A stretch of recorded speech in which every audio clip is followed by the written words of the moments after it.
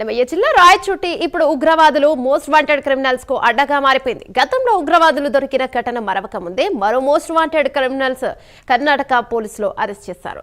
తనపై నమోదైన కేసుల నుంచి తప్పించుకునేందుకు నసీర్ అనే మోస్ట్ వాంటెడ్ క్రిమినల్ రాయచోటిలో మకాం పెట్టాడు.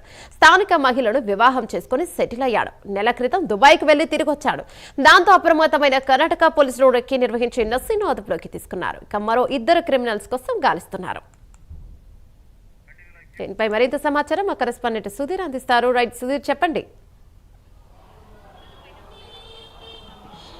ముఖ్యంగా చూసుకుంటే కనుక ఏదైతే రాయచోటి పట్టణం అయితే ఇప్పుడు పూర్తిస్థాయిలో కూడా అటు ఉగ్రవాదులు కావచ్చు, మరోపక్క మోస్ట్ వాంటెడ్ క్రిమినల్ కూడా అడ్డాగా మారుతుందని చెప్పుకోవచ్చు. అయితే గత సంవత్సరం అక్టోబర్లో మనం చూసుకుంటే కనుక ఏదైతే ఉగ్రవాద సంస్థలకు సంబంధించినటువంటి ఇద్దరు వ్యక్తులు అంటే అబూబకర్ కావచ్చు, అలాగే మరోపక్క సిద్దిక్, వీళ్ళిద్దరిని కూడా ఏదైతే చెన్నైకి సంబంధించినటువంటి ఎన్ఐ కోర్టుకు సంబంధించినటువంటి వాళ్ళు కూడా ఎన్ఐకి సంబంధించిన వాళ్ళు కూడా రాయచోటి పట్టణానికి వచ్చి వాళ్ళిద్దరిని కూడా అరెస్ట్ చేయడం జరిగింది. ఆ నేపథ్యంలో కూడా ఇక్కడ పెద్ద ఎత్తున కూడా ఏదైతే బాంబు పేలుగుకు సంబంధించినటువంటి ఆ పదార్థాలను కూడా ఎన్ఐ అధికారులు కూడా స్వాధీనం చేసుకుంది. అయితే ఈ నేపథ్యంలో ఆ ఘటన మరొకసారి కూడా రాయచోటి పట్టణం అంతా పూర్తిస్థాయిలో కూడా బంబేలెత్తే మరో భయంకరమైన నిజం కూడా పూర్తిస్థాయిలో బయటపడిందని చెప్పుకోవచ్చు. అయితే ఏదైతే కర్ణాటక రాష్ట్రానికి చెందినటువంటి అలాగే మంగళూరుకు చెందినటువంటి ఒక నిసార్ అనే వ్యక్తిని కూడా పూర్తిస్థాయిలో ఎవరైతే కర్ణాటకకు చెందినటువంటి పోలీసులు కూడా రాయచోటి పట్టణంతో అరెస్ట్ చేయడంతో కూడా పూర్తిస్థాయిలో కూడా రాయచోటిలో ఉన్న ప్రజలంతా కూడా భయభ్రాంతులకు గురైన పరిస్థితి చెప్పొచ్చు. అలాగే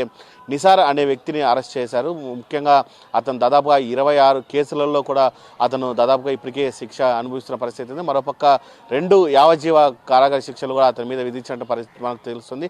మరోపక్క చూసుకుంటే కనుక ఏదైతే 4 హత్యలకు సంబంధించినటువంటి కేసులు కూడా అతను ప్రధానంగా నిందితుడని చెప్పుకోవచ్చు. ఈ 4 హత్యలకు సంబంధించి కూడా ఏదైతే కర్ణాటకకు సంబంధించిన కోర్టులో కూడా ఇప్పటికీ అక్కడ ట్రయల్ నడుస్తుందని చెప్పొచ్చు. ఈ నేపథ్యంలో కూడా ఇవన్నీ తప్పించుకునే ప్రయత్నంలో భాగంగా అయితే కనుక నిసార్ అనే వ్యక్తి కూడా పూర్తిస్థాయిలో కూడా రాయచోటి పట్టణాన్ని కేంద్రంగా చేసుకుని దాదాపుగా ఇక్కడ 10 సంవత్సరాల నుంచి కూడా ఇక్కడే మకాం వేశారని చెప్పుకోవచ్చు. అయితే ఇక్కడ ఉన్నటువంటి ఒక స్థానిక మహిళని కూడా అతను వివాహం చేసుకోవడం జరిగింది. ఆ వివాహం చేసుకున్న అనంతరం కూడా ఇతనైతే పూర్తిస్థాయిలో కూడా ఇక్కడే పూర్తిస్థాయిలో ఆ కేసులు తప్పించుకునే నేపథ్యంలో కూడా ఇక్కడి నుంచి కూడా అతను అయితే కనుక పూర్తిస్థాయిలో కూడా సౌదీ అలాగే దుబాయ్ తదితర ప్రాంతాలు కూడా వెళ్ళడం జరిగింది.